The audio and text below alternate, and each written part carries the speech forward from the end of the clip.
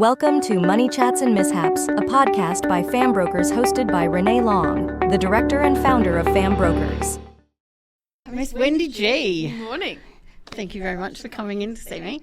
So just on today's podcast, as you know, I'm creating a new podcast to go out to people to talk about misadventures, happy days, and different things about finance and houses and everything from parenting through, because it's really hard when you have a home loan, what people know that they know, but then what they don't know, they don't know. Yep. So demystifying some of that, I can't get a home loan today.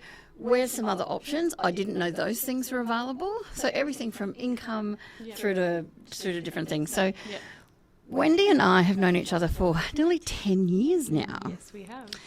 And I trust her. And I probably trust her with my children and grandkiddies. So that's a big call for me. It is. Because I trust no one with those babies.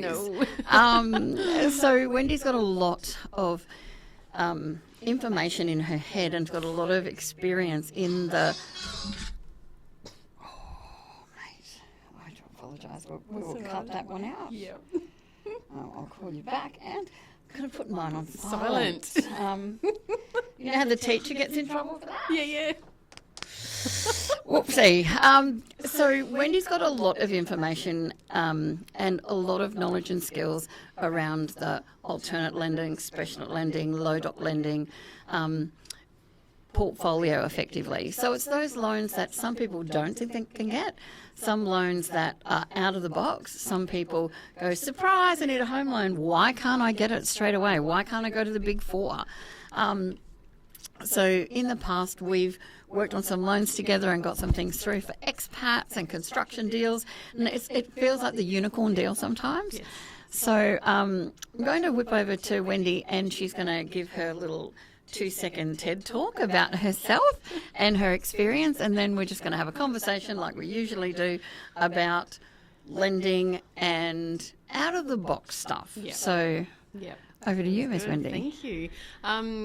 So I currently work for Brighten Home Loans. I've been here for 3 years. We are a non-bank lender. In total, though, I have been in the industry for over 20 years now. So showing my age there. You started when you were 12. Yep. Started when I was 12. Yeah. And your kids are only 3 now. So being in the industry for that long, I do have a wealth of knowledge because I not only have I worked for a non-bank lender, I've been in the mortgage management space. I'd say she has a big head, but she's got a big brain. I've got a big brain, We'll put it that way. Nice. I've also worked for brokers. So I've been in loan processing. I've been in office management for a broker firm. Have a good understanding of the broker side of the story and the clients as well. So because I've been in contact with them. Personally, I have 2 kids. Nice. Yeah, which she likes clearly long I walks had along at the 15. beach. You know. Hey, it doesn't matter what age you have your children. No. Hang on. Oh dear. Have owned. Hopefully, a plastic Is she surgeon right? calls up and says, "I can give you a necklace." Yeah, you just need a little bit of tightening here. You don't need it. Oh my gosh. My kids are aging me. The wrinkles are coming. Mate, they've hit teenagers. Oh yes. Mine are now having children. Yeah. So I got married at 17 to my first boyfriend. Wow. See? Rookie era. Yeah. I got married to my first boyfriend at 7. Oh, I didn't get married at 17, but we met when I was 17. See, rookie era for you That's as well. another story. And Wendy and I are both divorced. Wendy's got a lovely man at the moment, though. Sorry, we digress. I have owned multiple properties. So I've been in the property market myself. Purchased my first one by myself a couple of years ago. So Nice, high five there. Proud of that. Woo! Very proud of that. I've been through renovations in those properties while raising children. So and they're the things that I get asked about. So the reason why I put a podcast together that looks like a minestrone soup with every bit of vegetable in is because they're the things over the last 10 years that people have asked me about or brought to the table, and it's like, well, you've got finance specific podcasts, but this is like finance plus family on steroids. Life. Yep. Yeah, because life affects us all. Yep. Death, change, taxes. Yes. You know, Yep. they're your standards. Yeah. Life is the roller coaster that you go through. So Wendy at the moment works for Brighton, and I can't thank her enough because I had a referral from another broker which came to me because they could not find a solution. And I do have a little bit of a reputation for liking a bit more of the chewier loans. Challenges. The big ones or the interesting ones. So I had a expat client living and working overseas, earning good money, wanting to purchase investment properties over here. Yeah. But the clunker part to it was he wanted to construct. Yes. And a construction loan is different than a straight out investment purchase. An investment construction is different Yep. to either of those. Yeah. Different things get taken into account. And he's actually now purchased multiple ones. And, you know, we got him his solution and he can't be happier. So I can't thank Wendy enough because we did workshop the deal and we went backwards and forwards. His biggest thing was, his fear was, he lived and worked overseas. He had plenty of income, and he had gone to his major lender, who had given him formal approval, but then said that they wanted additional things from him, which was properties, and he didn't want to put those in. So that's his choice, and he didn't have to. So we got him a solution with great rates. It is very difficult when you have an overseas client. So on a lender's perspective, working with expats especially and people FIFO that work outside the country and come back, you would see a lot of that. So for that clientele, what are the things that you've seen or know or have experienced in the past that impact on a positive or negative application that they put in? So when they're looking for whether it be a broker, a loan or whatever. I suppose the majority of what I see, I do see a lot of FIFO workers, you know, and they might be Australian-based companies or overseas. So it's sort of, I suppose what sets us apart is your borrowing capacity. So we use 90% of their income in serviceability. So everybody talks about borrowing capacity. Yeah. So, and every lender has different borrowing capacities. Rules, because there's shading for things like rental income. For some lenders, they don't shade. Some rental income shades to 90%, some go to 80%. If you have 10 properties, it's 60% for all of them. So it really and depends. Some of them, and that impacts your borrowing capacity. Some of them double dip on tax as well. So you're getting the pay slip through and they've already been taxed in the country they're working in, and then they're putting it in the servicing calculator for Australia, and they're applying Australian tax as well, and then shading it. So, you know, that's where I think brokers really need to complete their research and be able to go, okay, where can I get the maximum borrowing capacity for my client? Because a lot of the time expats come to us at the last minute because, like your client, they've gone somewhere else and they... And you have to know that background story as well. And that shading and income's really important. So in my experience, your FIFO workers are slightly different to the expats because the expats usually have their tax returns from overseas. But you're right, you go to a lender and the servicing calculator shades it. So then they don't meet the criteria and they want extra. But with a FIFO worker, even if they're working overseas, they come back to Australia and it's being taxed here. And then you have your hybrid, which is your FIFO worker that works overseas, but they come back here, but it's owned by a US company or another company. And there's other different taxes and there's different allowances. And, you know, there's so many things to think of. So having those tax returns and those pay slips understood would be essential for you guys. Yeah, definitely. And you're right, the people who work for those companies where, they come home every 3 or 4 weeks or something for a couple of weeks, but they might be working in Papua New Guinea, but they're paid by a US company. Like that, I see a lot of that. But then also, you know, the other major countries that I see are like the UAE, so people working in Dubai, Qatar, tax-free havens, Singapore. Yeah. Your tax-free havens. Havens, yeah. We're using 90% of their net income. So you're converting the, let's say they work in Dubai, you can converting it to Australian dollars and popping that full amount in the calculator, and we're using 90% of it. So, and it's also hard when money changes to what their earnings are, especially when they're paid in UAE currency or Singapore dollars or PNG dollars or US dollars or Canadian dollars. Yeah. Especially with mining. Yeah. Mining is huge for Massive. that. Yeah. So I suppose what I see a lot of, and I suppose I just want to re-emphasise, is the clients who they come to a broker and, Macquarie say they do it, or another major bank will say they do it because they're expats.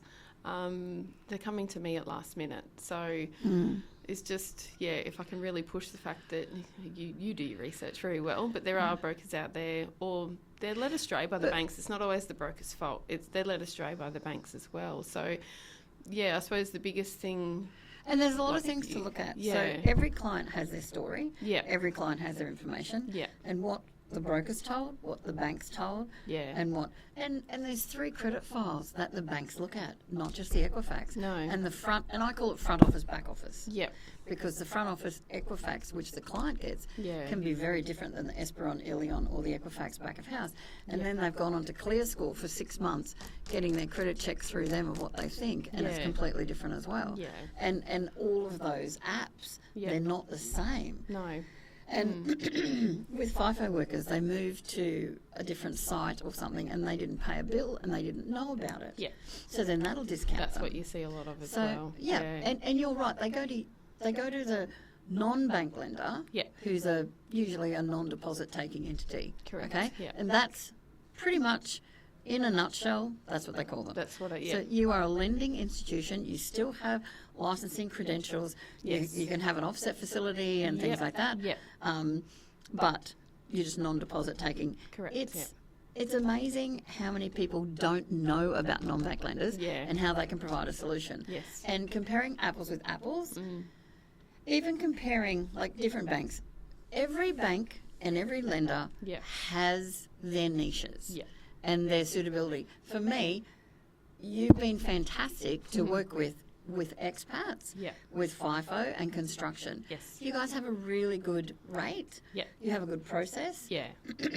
Fast with turnaround time, and understand different countries and how they work with taxes. Correct. So sometimes you can go to another lender and it might not be the same. And the client may not be able to provide. So if you're a client coming to a broker, I would say talk to the broker first about your income, what your allowances are, what country you're in, what type of employment you have, and what is included. Because I've had clients that have lived in India and Indonesia where they have a full-time driver, full-time cleaner, full-time nanny, the kids' schools are paid for, everything is paid for, plus they've got a good income. But some banks and lenders don't take that into account, even though they've got a 5-year contract. And then after that point, they're going to sell what they've got and come back or resituation themselves effectively. But, finding that solution for somebody, and you can have a cheaper rate, and I can't bang on about this enough. You can have a cheaper rate, and you tell me if I'm wrong. But you can pay the same amount with a higher rate because there's less fees and charges, loading and otherwise on the cheaper rate. Correct. So look at the overall picture. Just because, I know I've got a client at the moment, poor bugger, he's come off 1.98% and now he's paying more than $950 a month more in 1 month. It's a big Boom. jump, massive and jump. he's like, I need you to refinance me. And he wants 3%. We're not going to get it. No. Right? But it's not always about the rate. That's it's not. the thing. It's exactly. It's not all about the rate. Finding a solution, finding a good overall product, because that rate is the same as rate this or slightly different, but it gets them everything they want. It provides them with what they need. They're not losing their deposit. No. A lot of people go on unconditional contracts and do off-the-plan things. So and many people go development. to auction and they ring their broker on a Monday morning Oh, and go, they ring you on a Wednesday and say, I signed something and transferred A week ago. $150,000. Yeah. Yeah, can you get me? Yeah. There's no finance clause and we've got to settle within I 21 swear days. that in the last couple of months, I've got a phone call pretty much every Monday saying, I had a client go to auction and sign an unconditional contract. And you think, oh, and you're going to lose your deposit. You put $100,000 or more on Yeah. most properties. Yeah. And they want to settle in like 4 weeks. And to a client, that seems like a long time. It's not.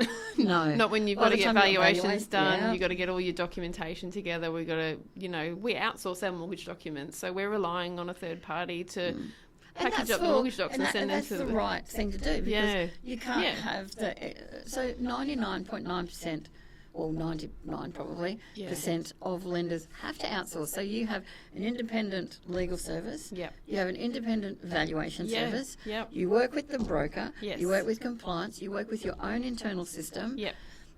The broker has to get back to you. Yeah. And every person thinks that they're the only client, and every broker thinks we are your only client. Yep. And you think credit sometimes that no, That's my only deal. I'm only exactly. Yep. What are you doing? Yep. But we all do that, and it's really stressful. And the client is freaking out by this stage. But auctions are a classic. Oh, they're becoming more popular here in Queensland, I must say. I've never had... There's so many going off at auctions. Yep. So how do you deal with that when that's come through? And what would you say to somebody purchasing a house under auction conditions when most banks don't like to do pre-approvals anymore? No, we do fully assess pre-approvals, but even still, that can take a week, Yep. So people going to auctions... Buyer beware. Please, I can't implore you enough, please. Once I get that phone call, I'm big on setting expectations because I'm not going to promise things that can't be delivered. Exactly. So I set expectations from the start. So if you do ring me on a Monday morning and say, Wendy, my client signed an unconditional contract and we need settlement in 4 weeks, I'm going to sit there and go, okay, let's go through the process here and talk about timeframes. I'll be upfront. So, but I do, if I can get the message to clients who are actually at the auction. Yeah. Goodness me. Goodness me, I love it. That's the PG version because in our heads we're both screaming rude words. We're exploding. The steam's coming out of my ears.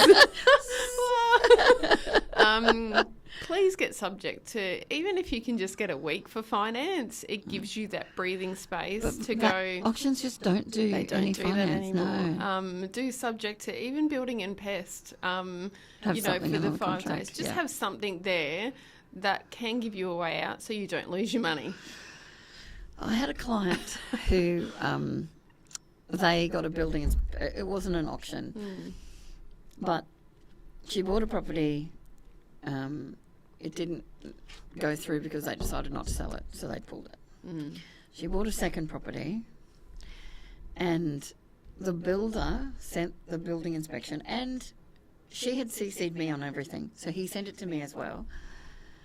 And the solicitor is on the phone to me before I could finish reading it, going, have you seen such and such as pest inspection? Because brokers talk to the clients directly, talk to the lenders directly, talk to everybody directly, because we need to know we've got everything. And sometimes we don't get back to the client immediately because there's other people that we have to rely on. And sometimes the clients don't get back to us because they're waiting on a letter from employers or all different types of things. There's no blame. No. And there shouldn't be as much stress, but it is so stressful. Extremely stressful. And like just as an example, like while I'm here with you, there's probably brokers trying to contact me right now. So it's, you might like to call me first thing on a Monday morning, but what if I'm in meetings until lunchtime? We've lost 3 or 4 hours of work time. And that's no one's fault. It's You no have one's to do fault, your but job. Everyone just needs to bear that in mind. Yeah. Well, with this client's building and pest, Yep. the builder put in italic and bold, this property should be demolished. It is uninhabitable due to the white ant damage, prolific throughout the whole property. People should not. He put like it was something like people or the public, you should not go on the second floor because where the bathroom fall is. through. Yes, Sorry. he said it was about to fall down. My He said there was going to goodness. be a cave in. It was dangerous, and he was going to report it to the council Oh. as Yeah. havoc in this complex. And she goes, I've never meant to buy anything. She's in tears on the phone. I had the solicitor phone me up. She's going off. She said, we are cancelling this now. I went, Yeah. have you spoken to such and such? She phoned me. I phoned her. Solicitor phoned, and we had like 15-way conversations to a point we actually dialed each other in. Yep. And the real estate agent at the last. There was 4 of us All on on the phone one call. call. Yep. Right, to cut it out because we just kept phoning each other. Oh, it's- yeah. Let's all dial it in. Yep. The solicitor said, okay, we're going to phone the real estate now. Everybody's on the phone. Yep. She dialed in the real estate agent. The real estate agent said, I saw it, but I don't believe it. They said, well, you have to because this guy was an engineer as well. So he did engineering sites and yada, yada, yada. So she said, I'll just put you on hold. She spoke to, must have been the principal of the real estate agency. She Yeah. came back. She said, we've actually thoroughly looked into this. That's fine. We'll instruct. She said, and they said that they were going to pull their listing because they didn't want to be known to the person that sold the property. No. Because I've had, so what is the most unusual properties, okay? What are the most unusual properties or the things that were like, boom, wow, I didn't expect that. I've had clients who have come to us, to purchase a property. Yep. It was here on the Gold Coast.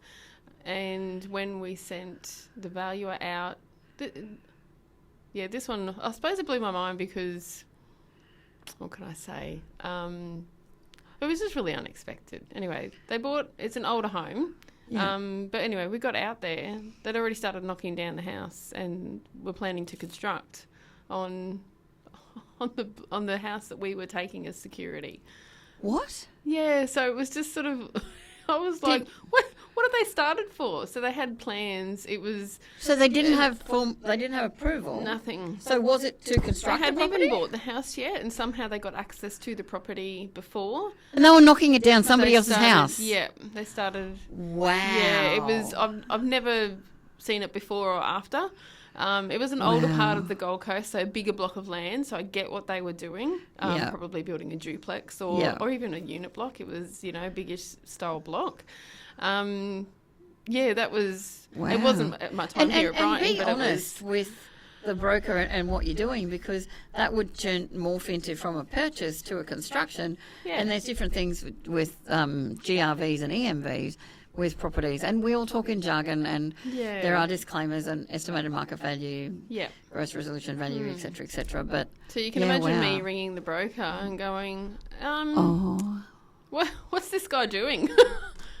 So he's purchasing it. He plans on he might do something in a few years' time, like subdivide. And I said, well, mate, he's there with mate, a wrecking ball. He's already started. He's Miley Cyrus at the moment. So Wow. the broker was blindsided. This was quite a few years ago at a previous job, but I was just So I had a non-bank lender with Pops in mind. self-employed. So Yeah. that blows my mind. Fancy doing that to somebody else's property. That's just, didn't that's even own it crazy. yet. Who gives access? Well, maybe they Unless didn't there was know. some cash going under the table. Oh, I don't know. And then that's another story. That's another story. Something was going But we on. had one that, and this is years ago, Yeah.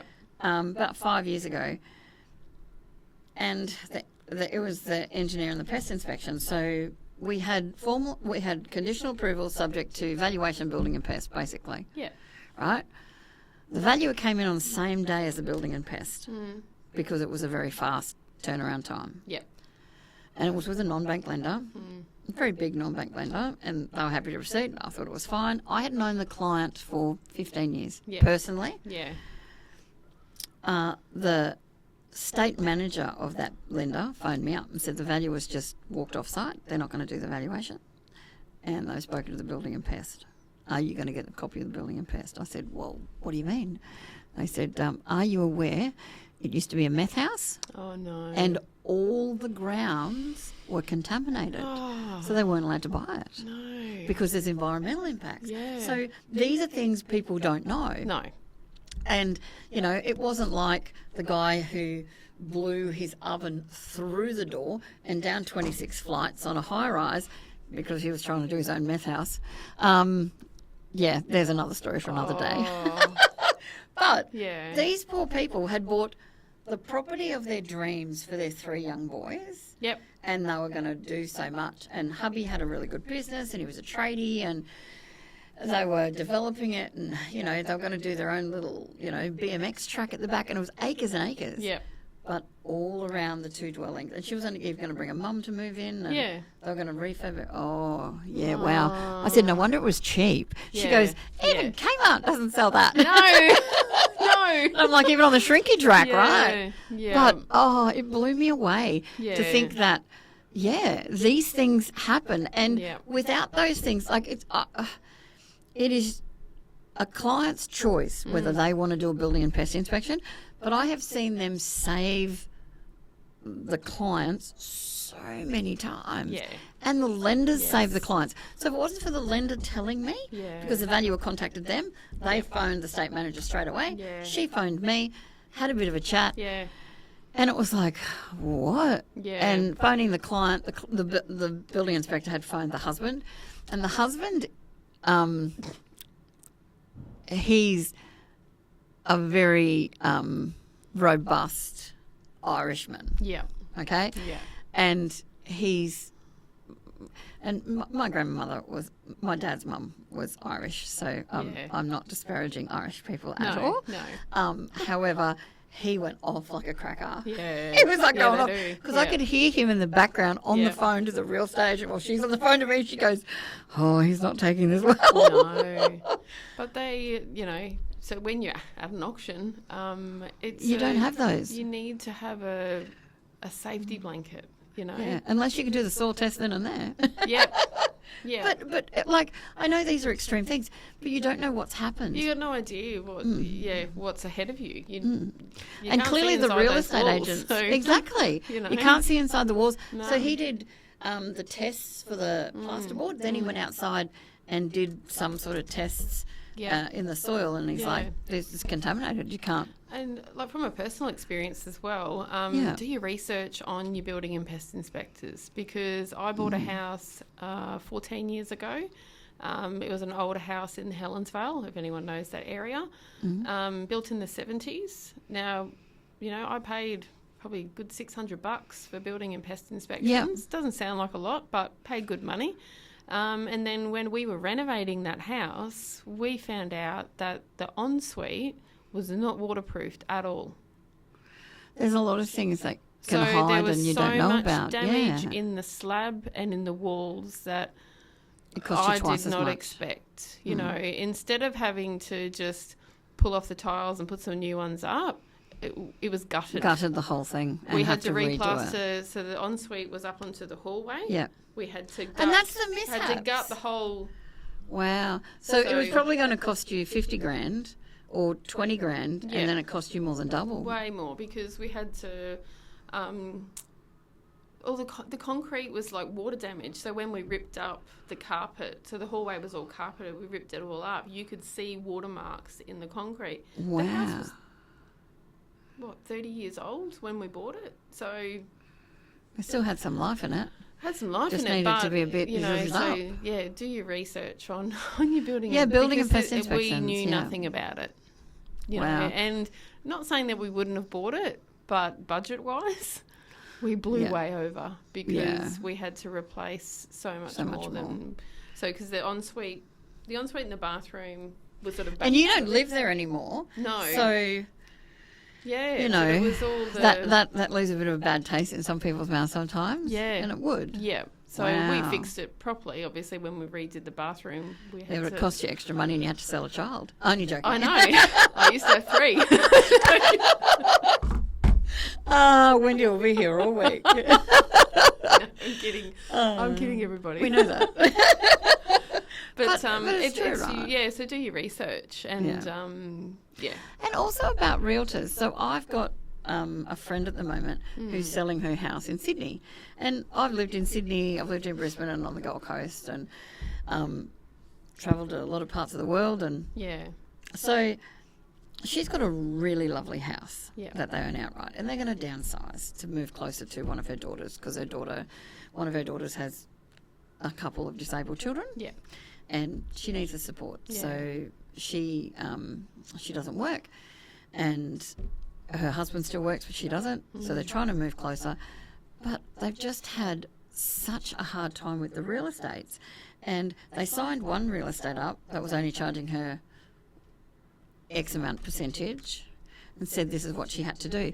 She's just sacked that one, and she's got another one that walked in to say, no, we only charge such and such.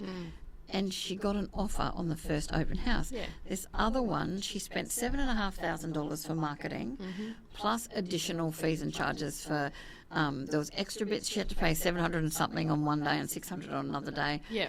And she got the drone shots, she got everything, Yeah. and then she couldn't take the photos. She asked if she could use the photos done. No, not allowed to do that. Yeah. And so she's gone to this other one, which has saved her $1,000.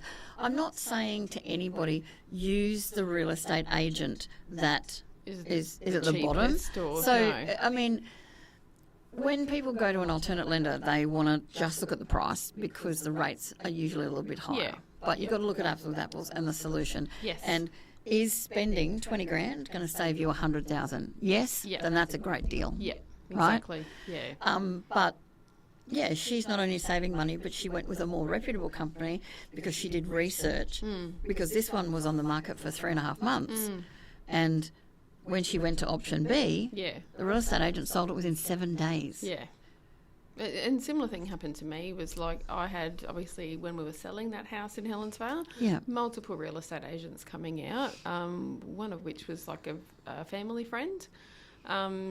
You know, and Did you feel guilty? I always feel guilty. I want to employ that person purely for well, I sort of did. that. I did find my uncle but once. I That's didn't, another story. I didn't use them, but anyway. Yeah. But it came down to the pricing, and then I did research on their, you know, what they'd sold recently. Yeah. And to be honest, when we were selling, it was a hot market.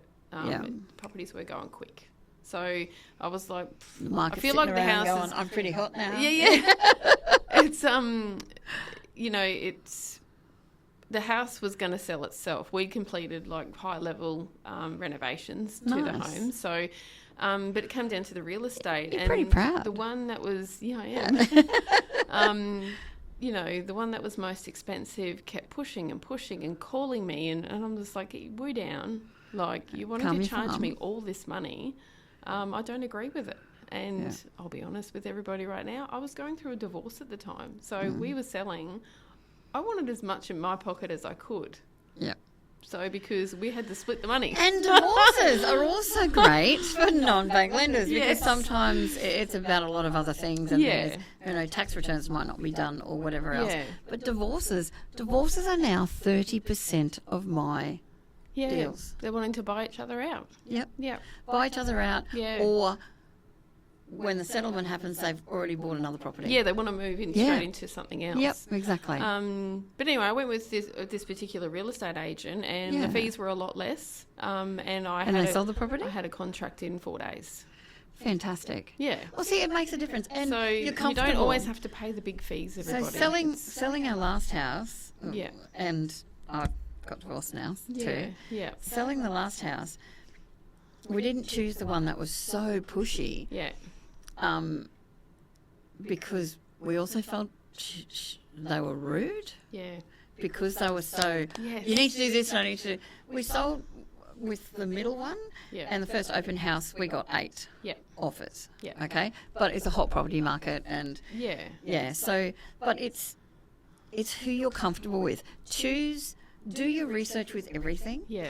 and And it's who choose. you connect So with. ask somebody. So the biggest referral source I have is referrals from previous clients. Yeah. I think that is the nicest thing, and It's I'm the so biggest grateful for compliment. it's the biggest compliment It you can is. ever get. Yep. Yep. And And it's the same, like for me, from brokers. Yeah. You know, you might talk to other brokers about. I'll me. refer, yeah, Yep. because I'll go, oh my God, that's a deal for Brighton. Yep. And on Mondays and Fridays, I still service calls from brokers ringing me up saying, where can I put this deal? Yep. Because it's out of the box. And Yeah. when, even if you've been in the industry for 20 years, if you've only done straightforward resi, mum and dad, PAYG, when you get that out of the box, You get that curly one. Yeah. You don't know where to go. even if it's slightly curled because they haven't got their tax returns done. Yeah. And it's like, okay, well, we can't do this now. How do we do this? Yeah. Sometimes it's that, oh, it's like the alfalfa haircut. Yeah. You know, Yeah.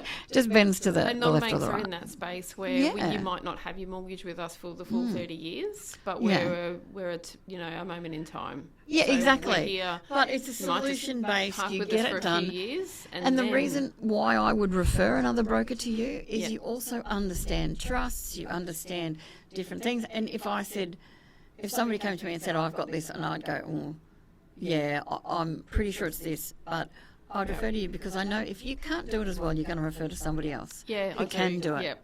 And good BDMs, you work together. We work. As a BDM, you just bounced off. Yep. Yeah. When I first started BDMing after broking, and then I've gone back into broking, I had a few deals with La Trobe, and I knew their policy really well. Yep. And I would literally package a deal for someone else and give it to La Trobe Yeah. because I knew that what was going to work. And And look, we all attend webinars together. Like Yes. literally just before I came here, I was on a webinar and there were 4 lenders. I was Yeah. one of them. I'm constantly learning what other lenders can do. So I can go, and I sit there and take notes like I'm a broker and go, because I get asked so much. Because, yeah, well, as you a- can't do it. Do you know anyone? Do you know that anyone can? it does? Yeah. Yep. And so it's not like back in the day, they say.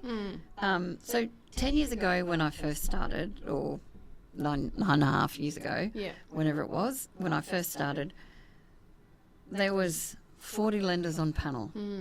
Now there's 68 lenders on panel, plus Crazy. there's 500 others out there. Yep. So there is nearly 300 entities that do private lending in Australia. Yep. Then you've got your non-bank lenders. Then you've got your fintech lenders. Then you've got your asset lenders and equipment lenders. Then you've got your merge that does everything of that. Yep. Then you've got your mortgage managers. Then you've got know, your it's solution-based lending. Then endless. you've got your credit unions. Yeah. Still, Yeah. your majors. There is so much to choose from. It's impossible to have remember it all. policies for Yeah. 500. Yeah. And there's that repetition and working with everybody else. Sometimes, and I don't espouse to know everything. I know what I know, Yeah. but I don't know a lot as Yeah. well, and Yeah. that's okay. Yeah. Because I know where it's going to go or what options I've got for those clients, and then I'll go to the lender and say, okay, this is this. After those conversations, you go back to the Yep. client and you have more information. And without you guys, we'd be stuffed. Yep. Without us, you'd be stuffed. Yep. Without us, they'd be stuffed. Without them, we'd be stuffed. So Yeah. I don't know, it sounds just crass, but it's that whole circle of life. Yeah.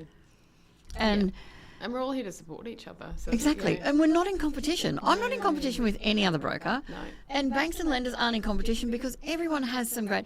You guys, honestly, have some products that are fantastic. Your construction loan is great. Your Yeah. expat loan is great. Yeah. The FIFO. And people say, oh, FIFO workers earn good money, rah, rah, rah. They should be easy. They're not. No. There can be credit issues. There can be all sorts of things. And never get embarrassed about a credit hiccup. No. Everyone has had them. Yep. Yep. They have. So if somebody has waited and you are now their option because they got knocked back or they went to somebody else, often I'll get that somebody's gone to a bank and they've been knocked back. Yeah. I also had to find a broker, and I was talking to Nick at work, and Nick said, Yep. she's the girl to go to. Yeah. So have the conversation. Yeah. And that would be the same with you. So when somebody comes to you at that point, Yep.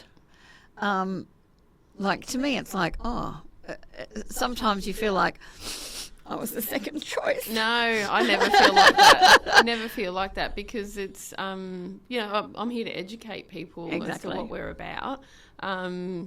No, but I just, again. But it's helping it out. Helping that person we're out. solution based. Like as much as we might have some great rates in certain areas, but we're here to help those really out of the box, Yeah. clients. When you talk about your FIFO workers, or even people who not necessarily FIFO, but they're working overseas, and they just work it so that they come home for a couple of weeks and then they're gone for a month. It's Yeah. just how they work it with their employer. Yeah. They're getting all kinds of allowances. And people just assume you're going to be able to use everything. And it's like, well, not always. No, It's, and you've got to see banks what works. Yeah. won't always let you use everything that you receive. And you might think you get $250,000 a year, but the bank might only service it on $150,000. Yeah, they might just go, look, you get like a living allowance and a meal allowance and mobile phone and all the stuff like this. Well, we're not going to use all of that because to them it might not be guaranteed income. Exactly. Whereas, we don't always use all of them. But it's more But common I'm there sense to lending. common sense. Like, and we'll go, okay, whilst we don't allow, some people get entertainment allowances. No, we're not going to go into entertainment. No, and we're what not. happens on bank statements. But they, but depending on the job that they do, they might they might get their, I don't know, $500 a month, to take people out. Mate, I threw you there for a minute, You didn't did. I? You threw me way off. But you might, yeah. So, and that's what I'm here for is, send me just a snippet of the pay slip and go, these are the allowances. So what would you say in Snapshot to do your TED Talk on what you provide that makes you an exceptional lender? Brokers and people out there can look at to think, I can go to my broker and access this lender. So self-employed, number one product for me is your self-employed clients, because we have so many different kinds of income verification. And you understand trusts. Yes, we understand trusts. We can do company borrowers. They can be trading companies, trust borrowers, just your self-employed in general. There's so many different options that we can, there's so many different options for clients as to what they can provide to evidence their income. So you might look at our rates and go, it's $659, but we're not 659, 6.59. 6.59, sorry. Just putting it out there. Yep. So everybody that fell over can not cop back up again. 659%. No. 6.59. That's more than a shark. It is.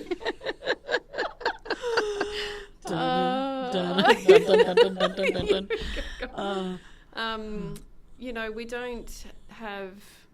You don't have to provide 2 years tax returns and average them out or use the lower plus 20%, which is what a lot of people do. Just to name a few, 1 year tax returns. Directors' wages, so just a couple of pay slips and bank statements if they're a director of a business. And directors' wages, people think that that's easy, but it's not. It's not, no. And then you go into the old doc avenue and it's accountant declaration, BAS, so your business activity statements or business bank statements. So there's so many options. That's just 5 off the top of my head for a self-employed client. Yeah. And it all depends on, the tax returns. If you've got a good accountant, it's not going to show your full potential. Whereas, your BAS shows the... And that's the can't have the cake and it's a moment in time as well. Yeah. So your tax returns... And it could be the tax returns haven't been done for 5 years. And they're about to be done. Yeah. But it's this old property's data. come up. Yeah, exactly. To me, it's old data. So if you're sending, even me now, if you're sending me 1 year tax returns, we're looking at the 23 financial year, which is nearly 18 months ago. Your business could be booming right now. Your BAS is showing and a that's net profit where of you'll come $200,000. in and have that common sense approach, because we can say these are the next 10 years. We've got the games on in Brisbane, and these businesses have got all of this income over the next. So this person is going to earn X, Y, Z, and they're purchasing these properties for this. It's a no-brainer, but it doesn't go through a lot of banks and lenders. No, so... Yeah, you're self-employed, especially the alt doc, and you're not stuck there forever. So if you put a client with us under alt doc, it's not stuck there forever. You can slide them across when they get their exactly accounts in order and do their statements and that, and then that reduces their rate. Yes, provides them into a cheaper. So it's that whole stepping stone. It's that family approach. So you learn to crawl. You get to walk up the first step, the second, the third, to get to where you want to go. Yeah, exactly. It's that journey. And we see a lot of that. Clients will reach out to us out to our retention team, like for a discharge form. Yeah. And we sort of go, okay, well, why are you leaving? Where are you going? You know, they really kick into gear. And if the clients listen, they don't always have to, they don't have to leave to get a lower rate. They can go, well, hang on a second. If you can just give us 1 year tax return, like if that shows enough income, we can flick you across to the full doc and cut your rate down by 0.5% or even more. Yeah. And makes a difference. Cash flow purposes for anybody, whether it be personal or business wise, it's fantastic. Yeah. And with in that commercial space and the resi space and the investment space, there's just a lot of solutions there. Yeah, definitely. So that's number one for me is self-employed. I always say to people, if you're looking for really good borrowing capacity, but also solution-based, so your clients, no one's straightforward in my world. Get out of town. They're all perfect. So everybody's PAYG. Yeah. There's no credit hiccups. They own their own house outright. Yeah. They've never done a mistake. They got a 20% deposit there. You know, 20%. They've got a 40% deposit. Yeah, even better. Hello. Yeah. You know, but it makes it hard. And you know that leads into with the self-employed. The next thing, like as you said, construction. Construction is available to not only your expats but your residents here and non-residents. So, construction lending can be tricky, especially for self-employed. Self-employed construction loans are very hard to find. Yes. Not every lender does that. No. There's only a select few. Yeah. Like you could literally hold them in the palm of one of two hands. Yeah. So construction for us, the bulk of what I see is your expats, non-residents, and alt-doc. Yeah. So alt-doc is your self-employed, as everyone. Yeah. I think everyone knows, but alt-doc is... They don't know. So tell me what an alt-doc is. So alt-doc is your self-employed client. So with us, we've got two different options. They need to be self-employed for 2 years and have GST registration for 12 months, or there is a 1 year option as well. Alt-doc is... And that would just change their rate, wouldn't it? Yes, correct. So alt-doc is... alternative documentation for the self-employed. So they self-declare an income and then that's supported by either their accountant can sign it off. So there's a separate declaration for them to fill out.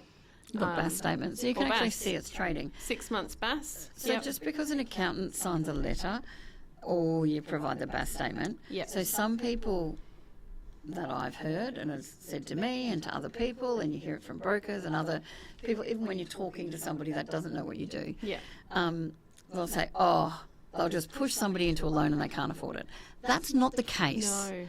The person has to be able to service. The self-employed person has to be able to service. Nobody gives money for money's sake, or else I would be at that tree with a really big bucket and we'd be going after prawns right now. Yep. Yeah, and it's in Spain. You as a just broker, putting it out there. Hey, I'm not going halfway.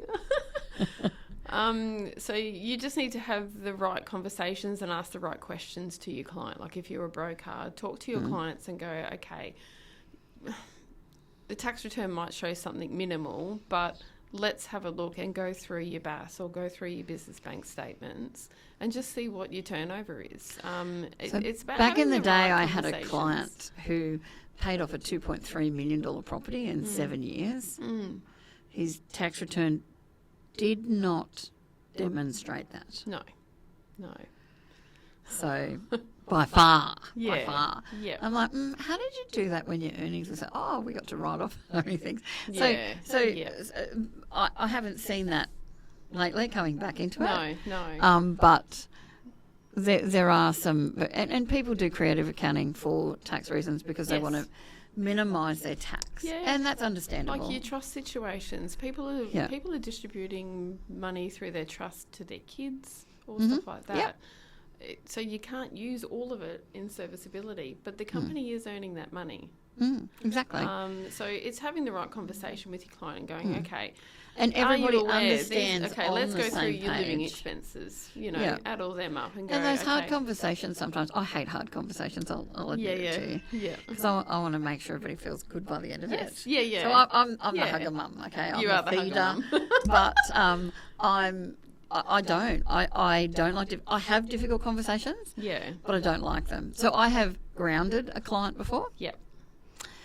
And I've also had a client phone me up when he got drunk and intoxicated and got arrested for me to pick him up at the watch house. I remember you telling me that. Just saying, I won't do that. No. Because A, he's not my child. No. B, love him to bits, don't get me wrong. Yeah. But why would you phone your broker in the wee hours of the morning to come and collect you from a watch house? Yeah. If you're that afraid of your parents at 26 years of age. Oh, dear. He was 26. He was a grown-ass man. Yeah. And had no friends to call to come and get him. Yeah.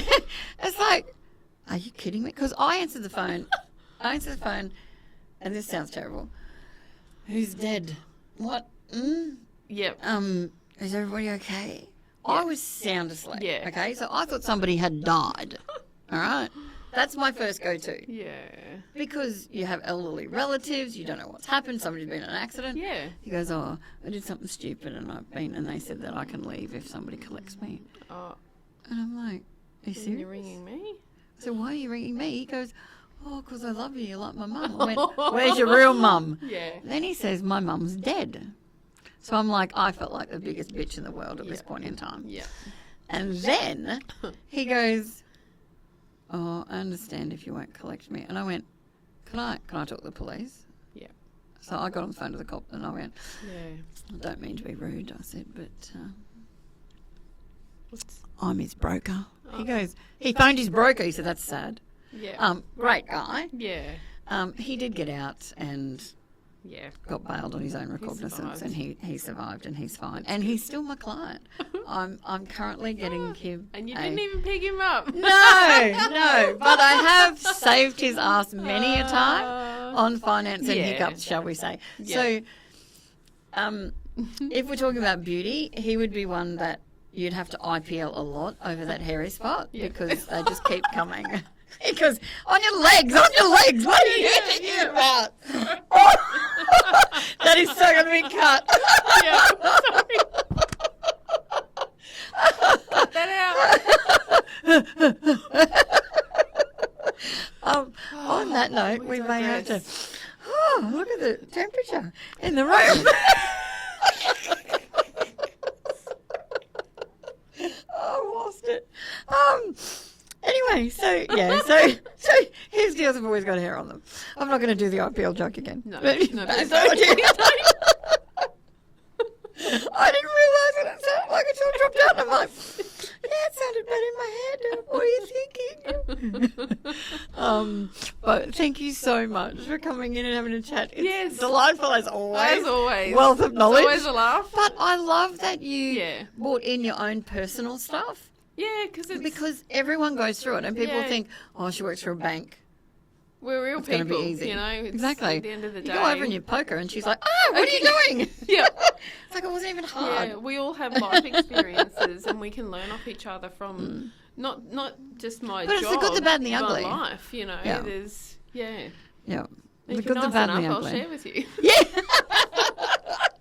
Oh, well, I did bring in some treats, so we might I know, it does have a look good. break and Sounds good. have a nice little cuppa. So thank you Yeah. so much, Wendy. No You've been worries. great. Thanks for Thank you. having me.